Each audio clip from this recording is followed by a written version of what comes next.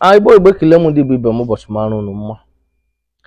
Ndị Igbo video onye Imo na-emeta o bido dị oke mkpa na nwoke ọbụla ọnwaanyị ọbụla chi ịrụ ụlọ na village ga pay ya attention get video. Ụmụnne ha story of our brother Bibu Libya for so many years.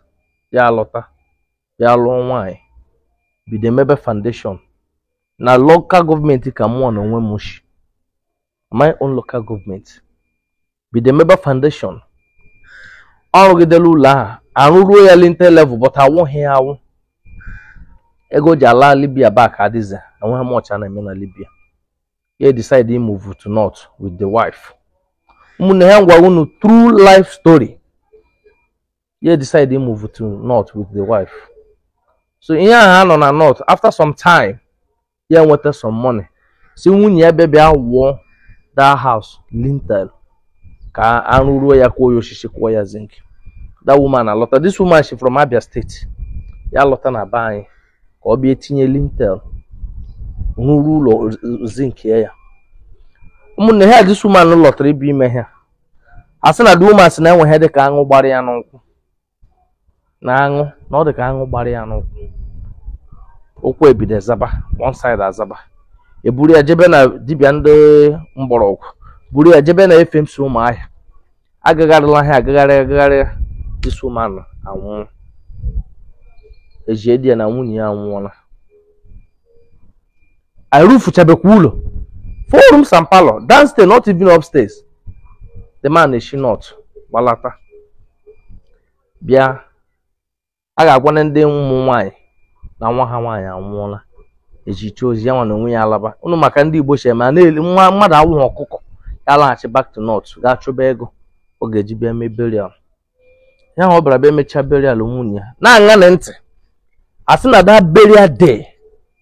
There was somebody known at that place because no la hall work that woman.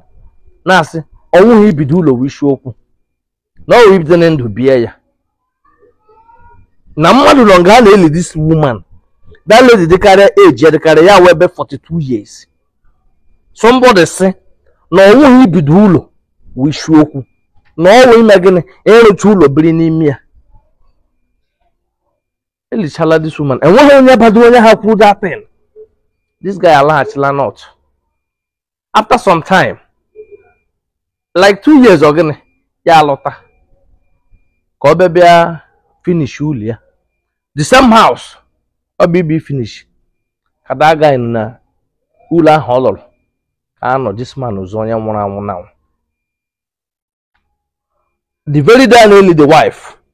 Somebody's not when he be do lo wish you. And when na village is on your kurokwa. Now this guy amwona. Onye kurokwa akadekwando.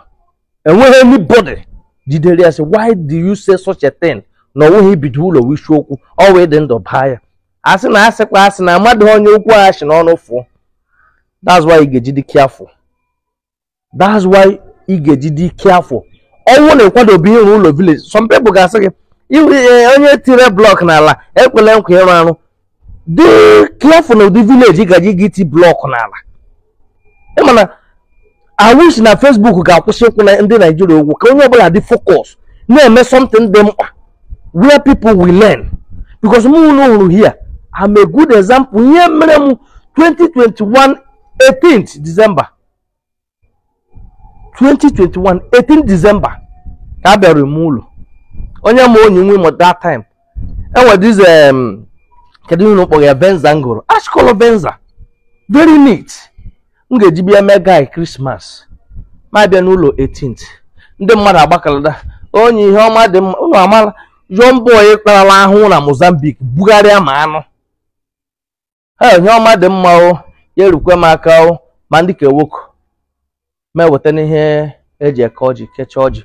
Ka m na-achị pụ that day. One woman m na eji etipile na ba anya o we widow. Ọ na-eji akpọ m onye dị mma. Ka m na-achọ ịpụ dade. Ya akpọ m ya so onye dị mma nwa m. Ọ na-akpọda m, ọ na-akpọ m onye dị mma. Ya akpọ m nwa m na ngala afụla. Ka ya na one woman wo onye ume oshike ka ha kpere m ekpere. These two women ha widow. That's why I don't joke with these people. That's mgbe ikpere n'ala. Nwanyị adụkwasị aka kpebere m ekpere. ọ sị nwa m, may God protect you n'aka ndị iro. Chineke ya biko ya napụtaba gị n'aka ndị iro mebere gị amara.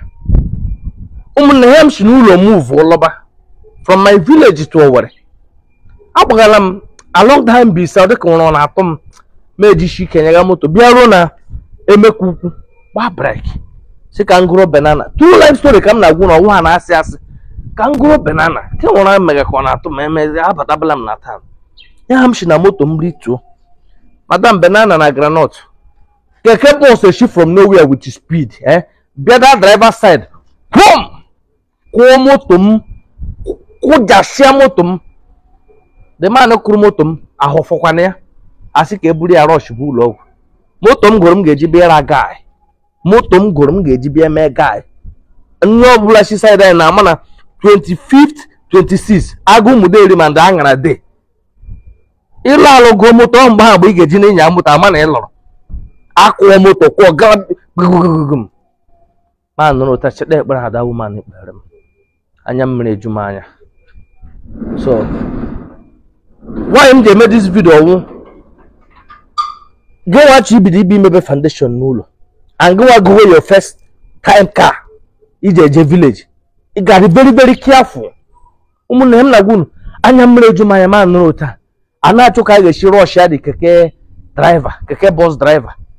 Even ihu moto m ị ga-eche na ọwụ trailer pịara ya eburu ya jebe FMC Owerri ma nụrụ ụta m ji achọbeze too van ga-abịa too yiri moto m n'anya ba anya moto na-erube 1 week m gụrụ moto achọbe too van a ga-eji too yiri ya.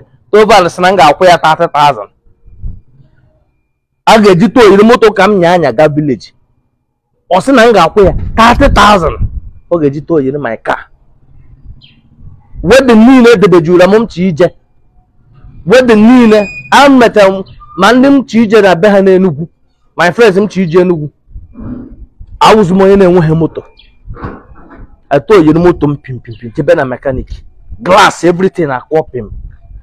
I'm saying man aga m eme this video because even the foundation ka m mega emege the very day they kuru ụlọ m ụbọchị m hụrụ agwọ n'ime room m agwọ ụlọ emere POP agwọ n'ihi gịnị na arụ ụlọ na village. Ọ na-ewute m na many of us nwere followers na Facebook hapụ the main things anyị ga na-ekwu because ihe niile unu akpọga ma ndị nke a ma ndị eshiri na be anyị the thing ha kwesịrị na atakụlụ they don't do it anymore because ọnwụ na onye ha na-eme each community bụ ya were mmanya onye ga-echekwa nwanne ya echiche ọjọọ awọ mmanya ya werekwa ala zere mmiri.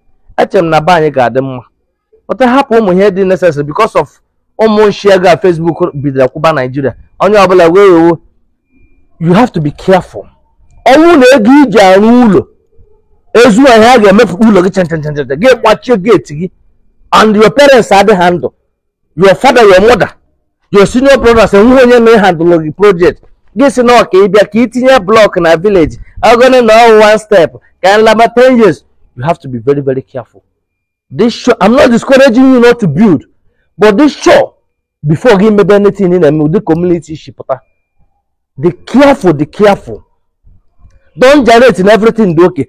Our people the wicked and evil people the evil otaka onye shi obodo oyibo ụlọ ọrụ maka ndị shi South ma Mozambique a ga-eje ebe a ga-eje ọba a ga-eje ebe awezighi moto 18th December enwezighi moto late 24 late 25 enwezighi moto. You gotta be very very careful. Tiaka share this message to any group, any place iche na ị ga-share ya ka onye ọbụla na-eme ihe nọ na laba anyị ka ọ dị careful ka ndị shire na ba ebido na-atụ mmanya onye ga-echekwa echiche ọjọọ ichere nwanne ya ga-abịa ibi n'ụlọ ka ọ were ala awụọ mmanya onye ahụ anwụọ ihe anyị nidiri n'ala Igbo ọnwụọ this Facebook onye pụtara give me star na-agba egwu that is not what we want. Agha dị na be anyị nnukwu agha dị ibido ọbụla ibido emebe foundation n'ala Igbo ka ị ga-ama na agha dị agha ị ga-eji anya gị na-ahụ isi ị ga-anọ ụta gị na-asị hey maka gịnị maka na ị bịara ben na ka imekọta little thing egbunye ọkụ n'ebe gị enwe ike hụ ụzọ. at least ha bịa na community asị yes na community emepetụla ọ ya nwa ka ha ga-eji chọọ ka lee ka esi were ndụ di na nwaanyị aka 3 rooms and parlor or 4 rooms and parlor. One location is watch onye nwe mo. God bless you.